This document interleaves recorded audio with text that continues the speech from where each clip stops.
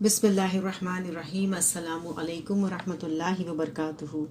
नहमदु नुसल्ली अला रसूलिहिल करीम, अम्मा बाद, फ़अऊज़ु बिल्लाहि मिनश शैतानिर रजीम। बिस्मिल्लाहिर्रहमानिर्रहीम। रब्बी ज़िदनी इल्मा, रब्बि इश्रह ली सदरी वयस्सिर ली अमरी वहलुल उक़दतम मिन लिसानी यफ़क़हू क़ौली। जहन्नम का बयान। आज का हमारा बाब है मुकालिमातुल इबरा, इबरत अंगेज मुकालिमात। दारोगाए जहन्नम, क्या तुम्हारे पास अल्लाह के रसूल नहीं आए थे? काफिर, आए थे, लेकिन हमने खुद ही जहन्नम का अजाब मोल लिया। दारोगाए जहन्नम, तो फिर इन दरवाज़ों से दाखिल होकर जहन्नम में तशरीफ़ ले जाएं। सूरह ज़ुमर आयत नंबर 71 में आता है, फैसले के बाद काफिर ग्रोह दर ग्रोह जहन्नम की तरफ हाँके जाएंगे। जब वो जहन्नम के करीब पहुंचेंगे तो उसके दरवाजे खोल दिए जाएंगे। जहन्नम के दरबान उनसे कहेंगे, क्या तुम्हारे पास खुद तुम्हारे लोगों में से ऐसे रसूल नहीं आए थे जो तुम्हें तुम्हारे रब की आयतें पढ़कर सुनाते और इस दिन के आने से डराते? वो जवाब देंगे, हाँ आए थे, लेकिन अजाब का फैसला काफिरों पे हक साबित होके रहा। कहा जाएगा, दाखिल हो जाओ जहन्नम के दरवाजों में, यहाँ अब तुम्हें हमेशा रहना है। तकब्बुर करने वालों के लिए बहुत ही बुरी जगह है। फिर है कब्र के अजाब का बयान। काफिर के लिए कब्र में आग का बिस्तर बिछाया जाता है और आग का लिबास पहनाया जाता है। काफिर की कब्र में जहन्नम की तरफ सुराख करके उसे मुसलसल जहन्नम की आग और जहरीली हवाओं का अजाब दिया जाता है।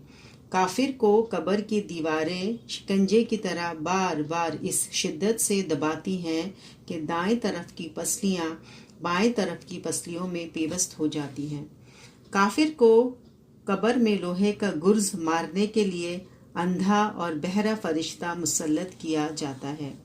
हज़रत अबू हुरैरा से रिवायत है कि नबी अकरम सल्लल्लाहु अलैहि वसल्लम ने फरमाया, मैयत जब कब्र में रखी जाती है तो पसमानगान के वापस जाते वक्त मैयत जूतों की आवाज़ सुनती है। अगर मरने वाला काफिर हो तो अजाब का फरिश्ता उसके सर की तरफ से आता है और ईमान और नेक अमल की कोई रुकावट नहीं पाता। फिर अजाब के लिए बाएं जानिब से आता है, उधर भी कोई रुकावट नहीं पाता। फिर बाएं सिमत से आता है तो उधर भी कोई रुकावट नहीं पाता। फिर पाँव की तरफ से आता है तो उधर से भी कोई रुकावट नहीं पाता। फरिश्ता उसे कहता है, उठ जा। काफिर खौफजदा और सहमा हुआ उठ के बैठ जाता है। फरिश्ता उससे पूछता है, जो शख्स तुम्हारे दरमियान भेजा गया था उसके बारे में तुम क्या कहते थे और उसके बारे में तुम्हारी क्या गवाही थी? काफिर जवाब देता है, कौन सा आदमी, और उसे आप सल्लल्लाहु अलैहि वसल्लम के बारे में कुछ इल्म नहीं होता। फरिश्ता कहता है, हज़रत मोहम्मद सल्लल्लाहु अलैहि वसल्लम। काफिर कहता है, मैं नहीं जानता, मैंने लोगों को उनके बारे में कुछ कहते सुना था, बस वही मैं भी कहता हूँ। फरिश्ता कहता है, शक में तूने जिंदगी बसर की, इसी शक की हालत में मरा और इसी शक की इबरतनाक अंजाम पर इंशाअल्लाह तू उठेगा। फिर जहन्नम के दरवाज़ों में से एक दरवाज़ा उसके लिए खोल दिया जाता है और उसे बताया जाता है कि ये है आग में तेरी जाए कयाम और दूसरा अजाब जो अल्लाह ताला ने तेरे लिए तैयार कर रखे हैं। इस नज़ारे के बाद उसकी हसरत और निदामत में इजाफा हो जाता है। फिर उसके सामने जन्नत के दरवाज़ों में से एक दरवाज़ा खोला जाता है और उसे बताया जाता है, अगर तूने अल्लाह रसूल की इताअत की होती तो तेरी जगह यहाँ होती। जन्नत का ये नज़ारा उसकी नदामत और हलाकत में और इजाफा कर देता है। फिर उसकी कब्र तंग कर दी जाती है, हत्ता कि उसकी एक तरफ की पसलियाँ दूसरी तरफ की पसलियों में धंस जाती है। ये है वो तकलीफ़दा ज़िंदगी जिसका अल्लाह ताला ने कुरान मजीद में इन अल्फाज में जिक्र फरमाया है। सूरह ताहा आयत नंबर 124। बस काफिर के लिए तकलीफ़दा ज़िंदगी होगी और हम उसे क़यामत के रोज़ अंधा करके उठाएंगे। इसे तिबरानी, इब्न हब्बान और हाकिम ने रिवायत किया है।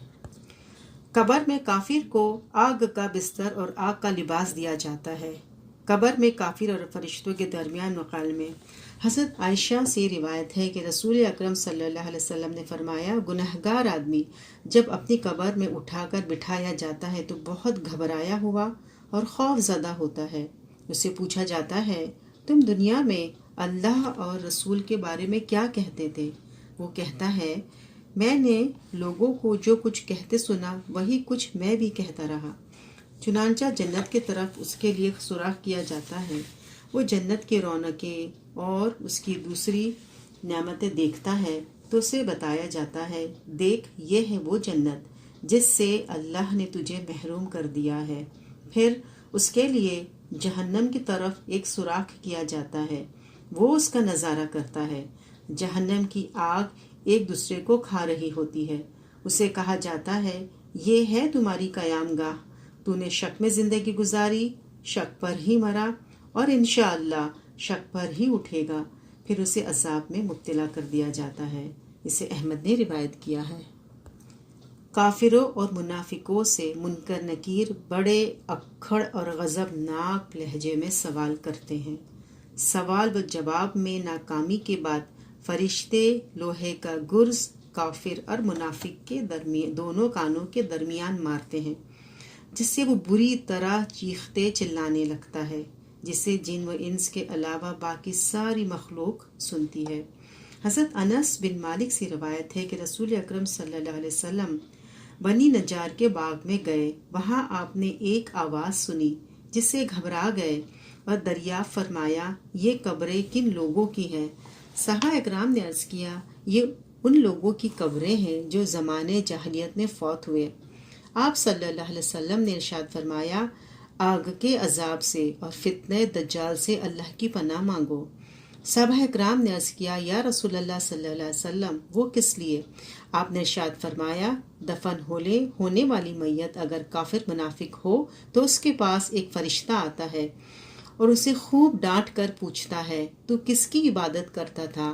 کافر یا منافق کہتا ہے، میں نہیں جانتا۔ فرشتہ اسے جواب میں کہتا ہے، تو نے نہ تو خود عقل سے کام لیا نہ قرآن پڑھا۔ پھر فرشتہ پوچھتا ہے، اس آدمی یعنی حضرت محمد صلی اللہ علیہ وسلم کے بارے میں تو کیا کہتا تھا؟ کافر یا منافق کہتا ہے، میں وہی کہتا تھا جو دوسرے لوگ کہتے تھے۔ یہ جواب سن کر فرشتہ اس کے دونوں کانوں کے درمیان یعنی دماغ پر لوہے کے گرزوں سے مارنا شروع کر دیتا ہے۔ وہ بری طرح چیخنے چلانے لگتا ہے۔ اس کی آواز جن و انس کے علاوہ ہر جاندار مخلوق سنتی ہے۔ اسے ابو داؤد نے روایت کیا ہے۔